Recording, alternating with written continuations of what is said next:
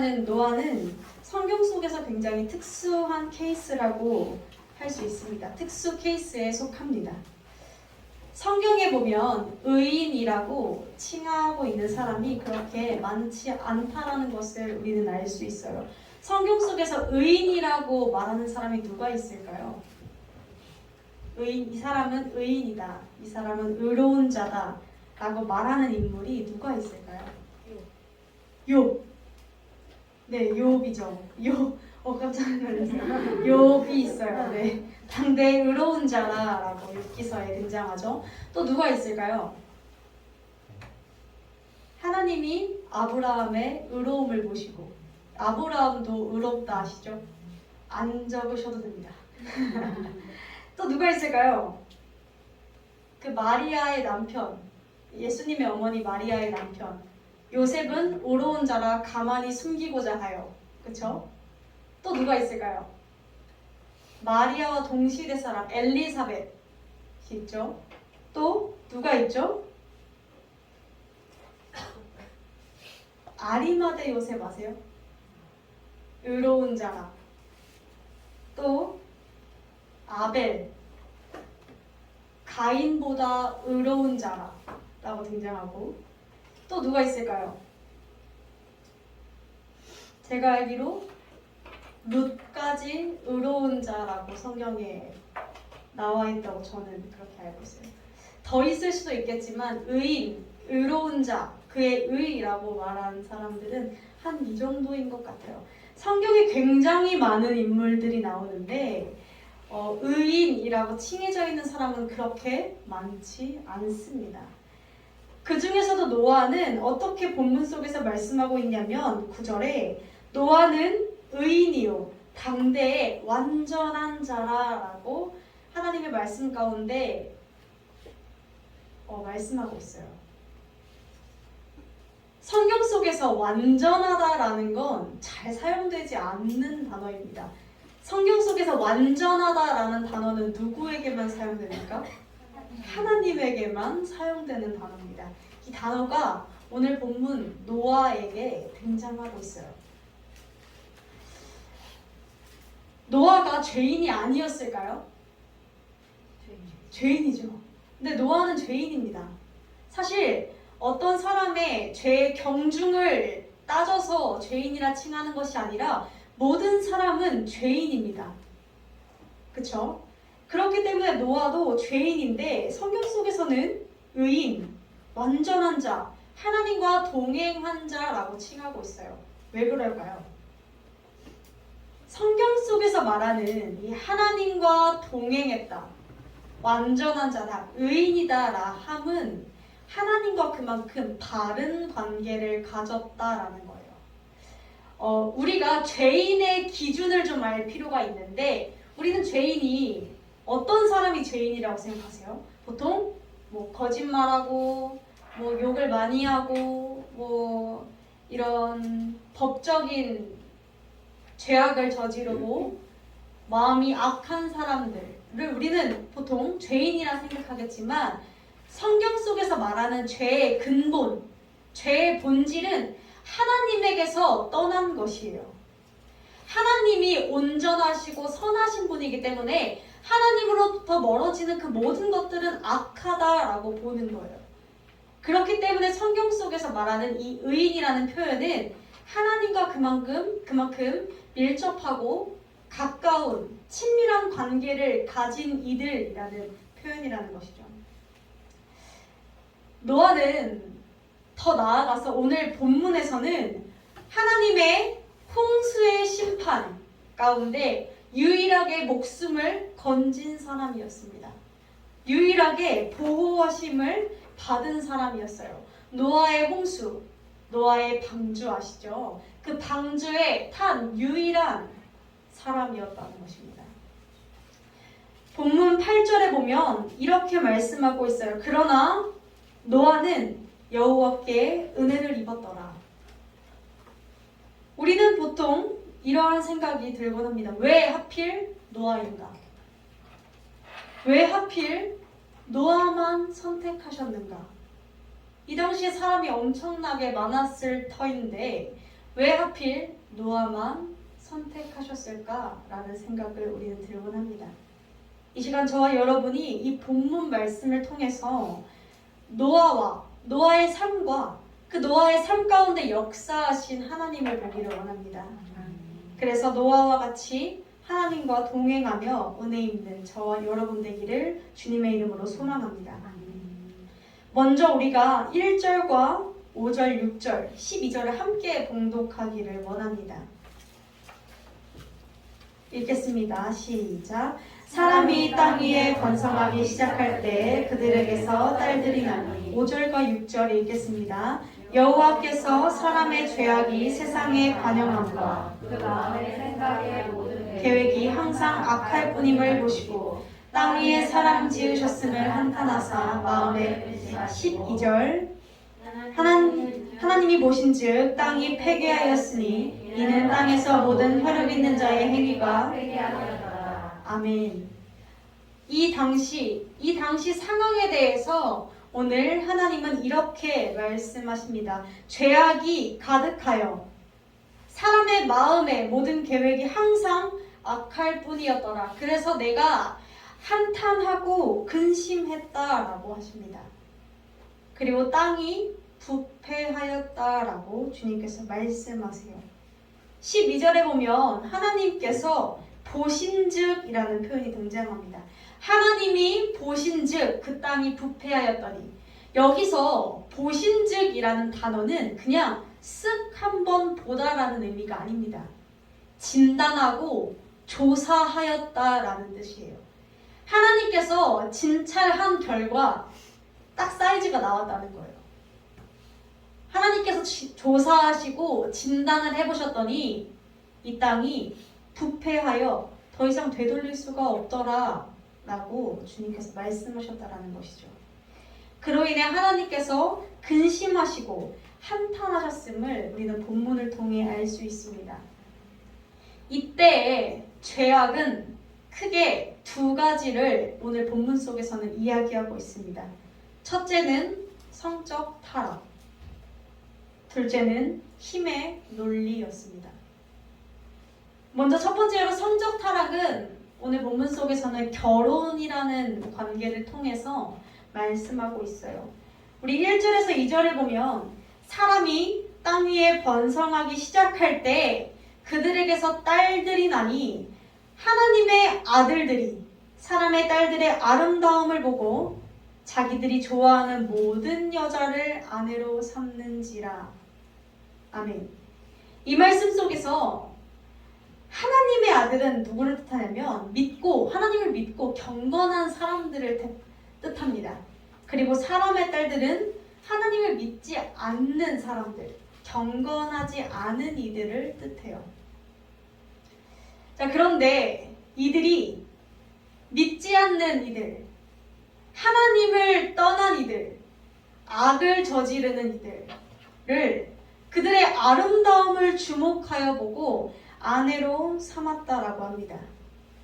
이 말씀은 우리가 오해할 수가 있는데 단순히 믿는 자들은 아들만 낳고 안 믿는 자들은 딸만, 이런 이야기가 아니에요. 이것은 그냥 비유적인 표현이고, 이 말씀의 중요한 포인트는 믿음의 사람들이 마음 심경에 변화가 찾아왔다라는 것입니다. 그 마인드 변화를 결혼으로 표현한 거예요. 원래는 하나님을 믿는 사람들은 하나님의 뜻으로 삽니다. 하나님의 뜻을 따라서 삶을 살아갑니다. 나의 모든 삶의 결정을 하나님의 뜻에 맡긴다라는 것이죠. 결혼까지도 마찬가지입니다. 결혼 역시도 하나님이 가정을 꾸리라 하셨기 때문에 나의 삶에 있어서 그 결정을 하나님께 올려드리면서 결정했었습니다. 그런데 이들이 마음이 변하기 시작한 거예요. 어느 순간 하나님의 뜻이 아니라 자신의 마음에 맞는 대로, 그냥 좋으면 좋은 대로, 눈에 보이는 대로 살아가기 시작했다라는 것이죠. 하나님이 원하시는 것을 쫓은 것이 아니라 내가 원하는 것, 내가 하고 싶은 것들을 하며 살기 시작했다는 것입니다. 그런 부분이 가장 극대화돼서 드러난 것이 이 성적인 부분이었습니다. 사람에게 있는 이 욕구가 하나님께서 주신 귀하고 고결한 성적으로 쓰이는 것이 아니라 사람의 욕정, 사람의 욕구로 사용되었을 때 얼마나 그것이 추악하게 드러나는지를 보여주고 있다는 것이죠. 오늘 본문 말씀에 보면 하나님께서 나의 영이 영원히 사람과 함께하지 않을 거야. 3절에 이는 그들이 육신이 되었기 때문이야 라고 말씀해요. 그런데 이것이 여기 육신이라는 표현, 육체라는 표현이 중국어 성경으로 번역을 하게 되면 혈기라는 단어예요. 그러니까 우리는 이렇게 읽을 수 있습니다. 자기 힘을 믿고 자기 혈기대로 사는 사람이 되었다. 그리고 우리가 이 표현을 조금 주목할 필요가 있어요. 좋아하는 모든 여자를 아내로 삼았더라. 모든 여자를. 이게 무슨 뜻이죠?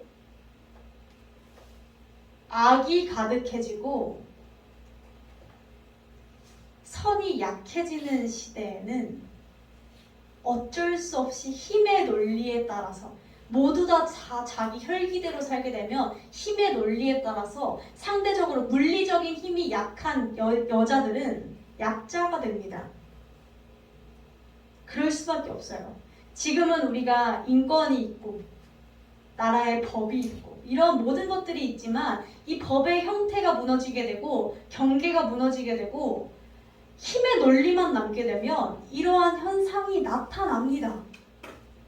여자들이 약자가 되는, 모든 여자를 아내로 삼았다라는 건 내 여자를 물건처럼 취급했다라는 거예요. 이러한 것들이 이 시대에 일어나고 있었다는 것이죠.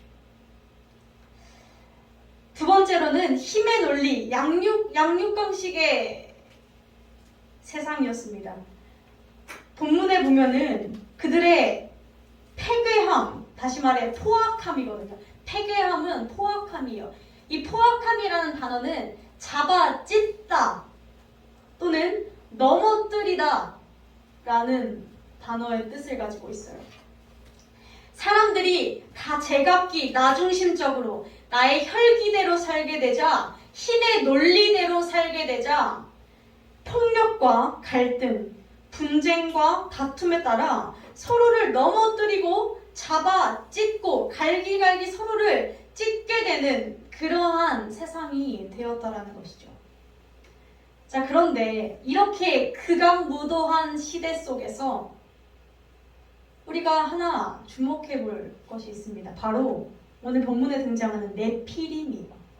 4절에 당시에 땅에는 네피림이 있었고 그 후에도 하나님의 아들들이 사람의 딸들을 취하여 자식을 낳았을 때 그들이 용사여서 고대에 유명한 사람이 되었더라. 이게 무슨 말씀이죠? 네피림은 어떤 뜻이냐면요, 장사라는 뜻이에요. 그러니까 거인, 용사, 장부 이런 뜻이거든요. 네피림이. 문제는 이거였어요. 그들이 악한 일들을 계속해서 벌이는데 사람들이 계속해서 하나님을 떠나서 살기 시작하는데 자기 마음대로 자기 혈기대로 살기 시작하는데 오늘 본문에 뭐라 그래요? 하나님의 아들들이 사람의 딸들을 취하여 믿는 이들이 세상을 좋아하기 시작하여 결혼하고 그들과 가정을 꾸리고 하나님을 떠나는 방향으로 계속해서 살았는데 그들이 자식을 낳을 때마다 용사가 나왔다. 고대의 유명한 자들이 나왔다라는 것입니다. 우리 식대로 표현하자면 이런 거예요. 어떤 한 사람이 하나님을 믿던 사람이 하나님을 떠나서 하나님을 떠난 뒤에 뭐 가정도 꾸리고 하나님을 떠난 뒤에 뭐 어떻게 했어요. 그랬는데 그들이 자녀를 낳았더니 셀럽이 되었다는 거예요. 너무 표현이 그런가요? 그러니까 기득권 세력이 되었다는 거예요. 남편이 손을 대는 사업마다 잘 풀렸다라는 거예요. 자식이 학벌이 너무 좋다라는 거예요. 자식이 취업을 성공했다라는 거예요. 내가 사는 아파트 집값이 올랐다라는 거예요. 하나님을 떠났는데 이들에게서 고대의 유명한 이들이 나왔습니다. 우리가 생각하기엔 어때요? 하나님을 떠나면 어때야 해요? 하나님을 떠나면 우리가 생각하기엔 그래야 돼. 우리는 이 한마디를 꼭 해줘야 되거든. 그래, 네가 하나님을 떠났기 때문에 네가 가정이 그 모양 그 꼴인 거야. 이 말을 꼭 해줘야 되거든요, 우리는. 그렇잖아요, 그렇죠? 너가 하나님을 떠났기 때문에 너 자식이 그렇게 아픈 거야. 이 말이 나오고 싶거든요. 우리 마음 깊은 곳에는. 그리고 하나님 믿는 사람들은 잘 돼야 되거든요. 아멘. 좋습니다. 아멘이에요. 그런데 현실이 그렇지 않다라는 거예요. 우리의 마음, 우리의 심정은 그러고 싶어요. 하나님 믿는 사람들이 승승장구하고 하나님 믿지 않은 사람들은 저기 저 바닥에 갔으면 좋겠어요. 그런데 현실이 살아보니 그렇지가 않았다라는 거예요. 오히려 하나님을 믿지 않는 이들이 더욱더 잘 되기 시작하고 하나님을 믿는 이들은 그냥 그저 그랬다라는 거예요. 계속해서 더 잘 되기만 해요, 그들은. 그런데 우린 여기서 이렇게 제가 이야기하는 동안 아마 마음속에 하나님 뭐야? 이런 생각이 드셨을 수도 있어요. 그러나 우린 이 질문을 던져봐야 돼요. 과연 그것이 좋은 걸까요? 속으로 좋은 거죠, 그러면. 그게 좋죠, 그러면. 아파트 집값이 올라야 되는데, 자식이 잘 돼야 되는데, 그쵸? 남편이 잘 돼야 되는데. 그런데 안타깝게도 오늘 본문 홍수 사건, 노아의 이 홍수 사건이 이야기해주고 있는 그 핵심은 이들의 이 잘됨이, 이들이 계속해서 잘 되는 이 과정들이 그들에게 유익하지 않았다라는 겁니다. 오히려 그들에게 저주일 수도 있다라는 거예요. 왜죠? 하나님을 떠났는데 손대는 일마다 잘 풀리고 자식들이 잘 되고 아파트 집값이 오르고 내가 손댄 주식이 오르고 그러면 내 인생이 너무나 평탄하면 그들에게는 하나님께 돌아올 이유가 없습니다. 없어요. 그쵸? 하나님 없어도 잘 먹고 잘 사는데 왜? 정말 무서운 건 이런 상황이에요. 하나님이 그저 내버려 두시는 상황. 하나님이 어떠한 개입도 간섭도 하지 않는 그 상황. 왜냐면요. 오늘 본문에서 이 네피림을 낳았던 하나님을 떠났던 이들은 7장 22절에서 23절 읽겠습니다.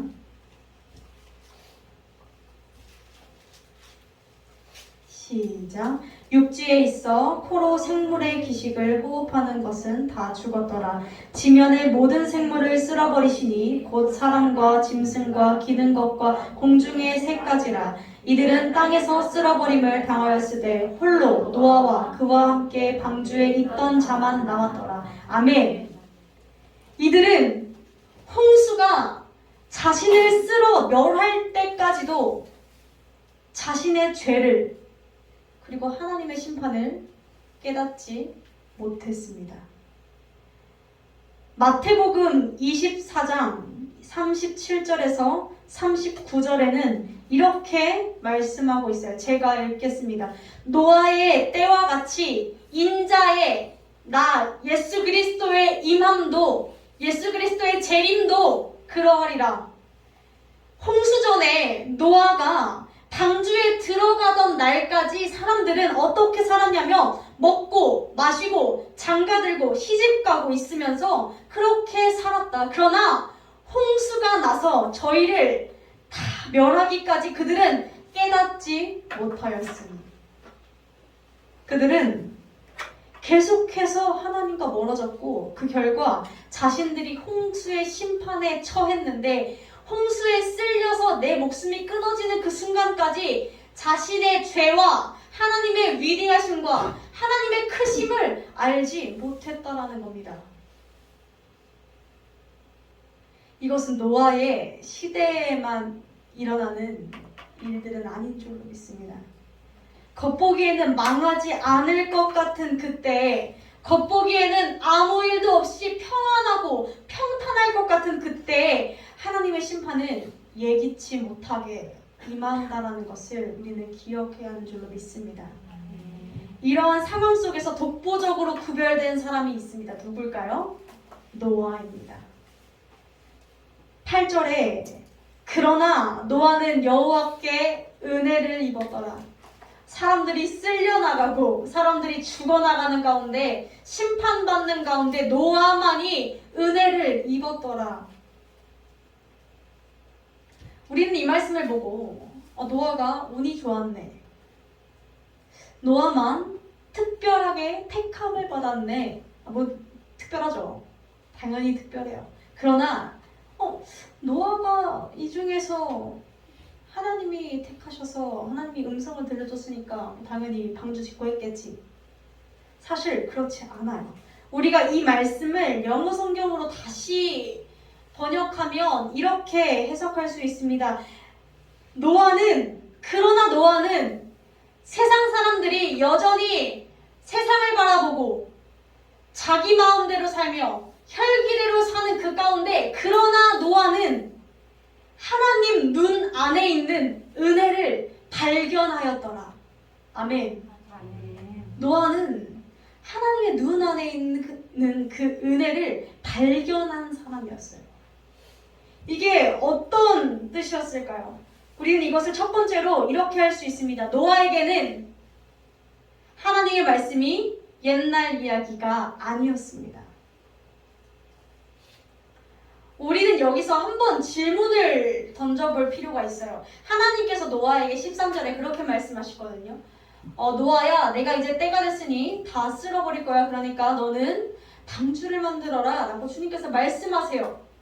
우리는 이런 질문, 굉장히 합리적인 이 질문을 던질 수 있어요. 왜 노아만 들었는가? 그쵸? 옆집 아저씨도 그 이야기를 음성으로 들었다면 심판을 피할 수 있지 않았을까? 그쵸? 굉장히 합리적인 의심이지 않나요? 내 귀에 하나님의 음성이 들려온다면 노아처럼 피할 수 있지 않았을까? 모든 이들이. 왜 노아에게만 이 말씀을 하셨나? 그런데 사실 중요한 한 가지는 하나님의 심판에 대한 이 경고가 사실 이 노아를 비롯한 이 시대 모든 사람에게 임했다라는 것을 우리는 기억해야 돼요. 우리가 펴신 이 성경책을 앞장으로 살짝 한 번만 넘겨볼까요? 5장이 나와요. 그렇죠? 5장이 나옵니다. 네, 5장이 나오는데 우리 5장 21절에서 24절을 읽을 거예요. 함께 읽겠습니다. 시작. 에녹은 65세에 무두셀라를 낳았고 무두셀라를 낳은 후 300년을 하나님과 동행하며 자녀를 낳았으며 그가 355세를 향수하였더라. 에녹이 하나님과 동행하더니 하나님이 그를 데려가심으로 세상에 있지 아니하였더라. 아멘. 에녹을 아시나요? 에녹은 죽음을 보지 않은 사람입니다. 하나님이 천국으로 데려 올라가신 사람이에요.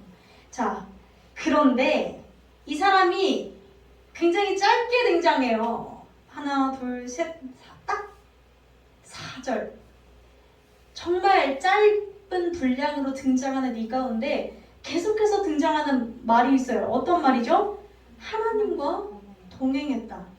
자, 이 사람이 어쩌다 하나님과 동행했는지 아세요, 혹시? 자, 에녹이 65세에 무두셀라를 낳았어요. 그런데 이 무두셀라의 이름의 뜻이 뭐냐면 그가 죽을 때 심판이 있으리라는 뜻이에요. 자, 이게 어떤 이야기냐면 이때는 이름을 지을 때 뜻을 굉장히 중요하게 여겼어요. 자, 에녹이 60세, 65세가 되던 그때쯤에 하나님의 심판에 대한 예언이 임한 거예요. 하나님이 심판하실 것이라는 것을. 그래서 이 에녹은 자신의 아들의 이름을 무두셀라, 그가 죽을 때에 심판이 있으리라 라는 이름으로 붙였어요. 그래서 그 이름을 부를 때마다 하나님의 심판을 떠올릴 수 있게끔, 하나님의 심판을 기억할 수 있게끔 이름을 지었다라는 거예요.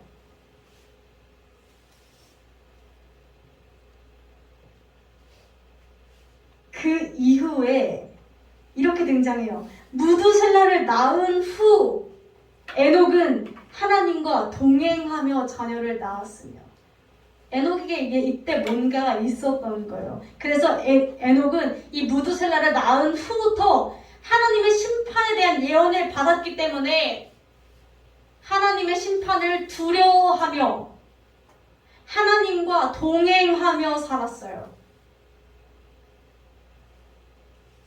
그리고 이 에녹은 이 시대 사람들에게 이야기했습니다. 하나님의 심판이 무두셀라가 죽을 그때에 임할 것입니다. 여러분, 하나님의 심판이 임할 것입니다. 여러분, 하나님의 심판이 속히 임할 것입니다. 에녹은 외쳤단 말이에요. 그런데 이 에녹 시대와 노아의 시대는 이 사이에 800년이라는 시간이 흘렀습니다. 이 두 사이의 간극은 800년이라는 시간이 흘렀어요. 그래서 모든 사람들에게 하나님께서 에녹을 통해 주셨던 하나님의 심판에 대한 경고가 모든 이들에게 임했지만, 모든 사람들에게 하나님이 심판하실 것이기 때문에 우리는 하나님과 동행하며 살아야 됩니다라는 그 경고가 모든 이에게 임했지만 800년이라는 세월이 너무 길었어요. 그래서 많은 이들은 이렇게 생각했어요. 그래, 하나님의 심판, 알겠어. 근데 오늘 하루만 더 이렇게 살고 내일 회개하면 되지. 800년 동안 아무 일도 없었잖아. 이렇게 생각했던 거예요. 800년 동안 아무 일도 없었는데 오늘 하루 더 이런다고 해서 뭐가 달라지겠어? 800년 동안 아직 하나님의 심판이 임하지 않으셨는데 그 이야기 그냥 옛날 이야기 아니야? 그냥 우리 전통적으로 내려오는 이야기 아니야?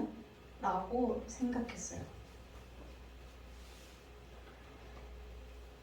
다른 이들에게는 하나님의 이 심판에 대한 경고가 그저 옛날 이야기였습니다. 그저 알아 들었어 나도 라는 그렇게 가볍게 넘길 수 있는 이야기들이었어요. 그런데 노아에게는 그렇지 않았다라는 것입니다. 노아는 그 말씀을 그저 그런 옛날 이야기로 받아들이지 않았다라는 것입니다. 노아에게 이 심판에 대한 메시지는 매 순간 노아의 삶에 오늘도 살아 움직이는 하나님의 말씀이었다는 것입니다. 그랬기에 그는 에녹과 동일한 표현으로 그의 인생이 표현됩니다. 하나님과 동행하였더라. 사랑하는 성도 여러분, 우리에게 있어서 하나님의 말씀은 어떤 존재입니까? 그저 옛날 이야기일까요? 또는 그냥 기독교 교리책일까요? 또는 이스라엘의 역사 이야기일까요? 우리에게 그 성경은 어떤 의미를 가지고 있는 것에 따라서 우리가 하나님과 동행할지 말지가 결정됩니다. 우리가 이 성경책을 그저 기독교 교리로서, 그저 이스라엘의 역사로서, 그저 그런 옛날 이야기, 알아두면 좋은 여러 가지 교훈 정도라고 생각한다면 우리는 하나님과 함께 동행하려고 하지 않을 거예요. 그러나 이 말씀이 오늘도 살아 움직여서 나의 삶에 영향을 주는, 나의 삶을 뒤흔들고 내가 유일한 살 길을 알려주는 책이 이 책이라는 것을 알게 되는 그 순간 우리는 이 책을 절대 외면할 수 없을 것입니다. 이 책에 등장하는 많은 경고와 주님의 역사하심을 우리는 외면할 수 없을 거예요. 그렇게 우리는 매 순간 기도하며 매 순간 주님께 다가가려 몸부림치겠죠. 히브리서 4장 12절의 말씀에서는 이렇게 말씀하고 있습니다. 하나님의 말씀은 살아있고 운동력이 있어 좌우의 날선 어떤 검보다도 예리하여 우리의 혼과 심령과 마음과 골수를 찔러 쪼갠다 라고 주님께서 말씀하세요. 하나님의 말씀은 살아있다라고 합니다. 이 말씀은 오늘 나에게, 오늘 이 순간 나의 삶에 동일하게 펼쳐지는 역사입니다. 이 말씀에 등장하는 많은 대목들이 오늘 나에게도 동일하게 이 말씀을 하신 분이 살아있기 때문에 그 살아계신 하나님께서 이 말씀을 통해 오늘도 나에게 역사하실 것을 우리는 믿고 살아가는 사람들이라는 것이죠. 그렇게 우리는 하나님의 말씀을 살아있는, 오늘도 나의 삶에 펼쳐지는 주님의 말씀이라는 것을 우리는 기억해야 하는 줄로 믿습니다. 두 번째로는 노아는 22절에 이렇게 말씀하세요. 노아가 그와 같이 하여 하나님이 자기에게 명하신 대로 다 준행하였더라. 아멘. 노아는 말씀을 믿고 그것을 다 준행했습니다. 다시 말해 그 말씀을 믿고 순종했다라는 것입니다. 하나님이 노아에게 주문 제작 맡기신 방주 사이즈가 어땠는 줄 아세요? 하나님께서 노아에게 손수 주문 제작 맡기신 방주의 사이즈는 이랬습니다. 길이가 136m. 우리 100m 달리기 아시죠? 136m. 너비가 22m. 높이가 13m. 아파트 한 15층 되는 높이에 엄청난 사이즈예요. 그렇죠? 엄청난 사이즈의 방주를 만들라고 하셨어요. 상식적으로 사람 한 명이 만들 사이즈는 아니에요. 그렇죠? 또한 홍수를 일으켜서 모든 생명체를 멸하겠다라고 하신 그 말씀이 합리적으로 생각했을 때, 논리적으로, 내 이성으로 생각했을 때 그렇게 썩 와닿는 이야기들은 아닙니다. 믿지 않는다면 사실 할 수 없는 것들이었죠. 그러나 노아는 이 모든 말씀에 있어서 순종하며 나아갔습니다. 그가 왜 순종할 수 있었을까요? 오늘 14절에 이렇게 말씀하세요. 주님의 말씀, 주님이 노아에게 말씀하실 때 이렇게 말씀하세요. 너는 고페르 나무로, 잣나무로 너를 위하여 방주를 짓되 그 안에 칸들을 막고 역청을 그 안팎에 칠하라. 노아는 하나님의 말씀이 나를 위하여 하신 말씀임을 알았어요. 나 한 사람을 위해서 주신 말씀이라는 것을 알았습니다.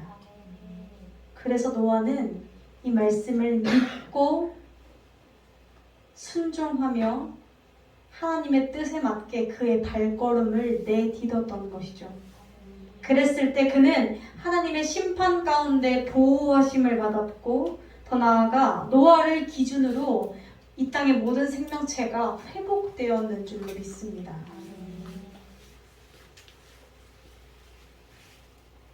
순종의 길은 쉽지 같지 않습니다. 노아가 방주를 만든 세월이 각 신학자들마다 그 연수가 분분한데 120년이라고 하시는 분들도 있고 80년이라 하시는 분들도 있고 100년이라 하시는 분들도 있어요. 요즘은 100년 미만일 것이다 라고 많이 기울고 있어요. 사실 그런데 뭐가 됐든 다 긴 기간이에요. 그렇죠? 뭐가 됐든 뭐 8일 정도가 아니니까요. 뭐 8개월도 아니고 80년만 해도 제가 살아온 인생보다 훨씬 더 긴 시간입니다.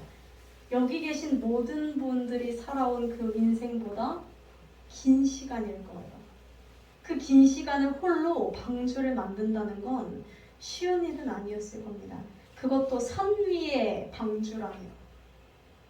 산 위에 배를 만든다는 것은 보통 쉬운 일은 아니었을 거예요. 평생을 괴짜 취급받았을 것이고, 평생을 손가락질 당했을 것이고, 평생을 외면받았을 것입니다.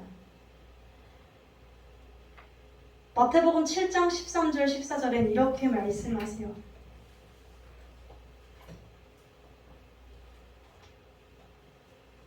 우리 한 목소리로 읽겠습니다.